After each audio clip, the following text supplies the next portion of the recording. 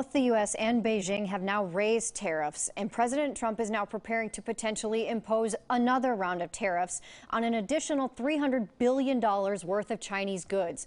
Many economists believe that it will take about 90 days now to see price increases at stores from the latest round of tariffs. But before any consumers are dealing with that, farmers will. Some have been feeling the squeeze since last year when the first round of tariffs hit. And what about our local farmers? Emily Burris zeroed in on that issue. And what does trade war mean for some of Oregon and Washington's in the agriculture business? Emily? Yeah, guys, China is Oregon's largest trading partner. It's also a major partner for Washington and California. And for some of the state's biggest export crops, cutting China out of the pattern is costing tens of millions of dollars in potential revenue. Growers are getting a little tense. 90% of Oregon's wheat crop is exported overseas.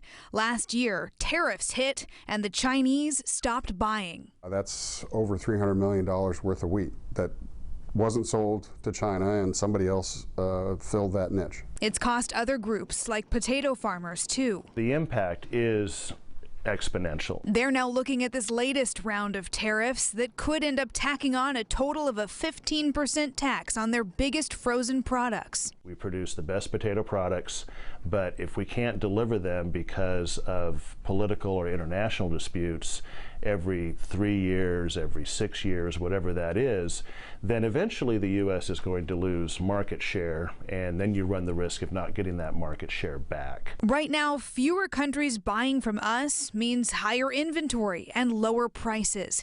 It's not just Chinese tariffs having an impact. Ongoing negotiations with countries like Mexico and Japan are disrupting trade in other major markets too. China's bad enough, but if we start losing the Japanese market to our competitors, that's one that's hard to recover from. Outside of agriculture, these latest tariffs are bad news for semiconductors and components, the high-tech parts that make up electronic processors and machinery.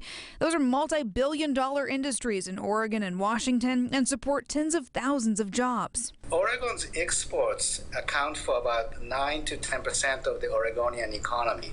So we are very much dependent on international trade. If these economies slow down, then the demand for goods in general can decline. And guys, going back to agriculture for a second here, farmers are used to sticking it out through up and down years. That's typical. But experts say this standoff is already reaching a critical point for some. President Trump has offered to bail out farmers with approximately $15 billion of tariff revenue, but many say they would rather have deals made and international markets return to some kind of normal that they can depend on. Jeff? All right, Emily Burris, thank you.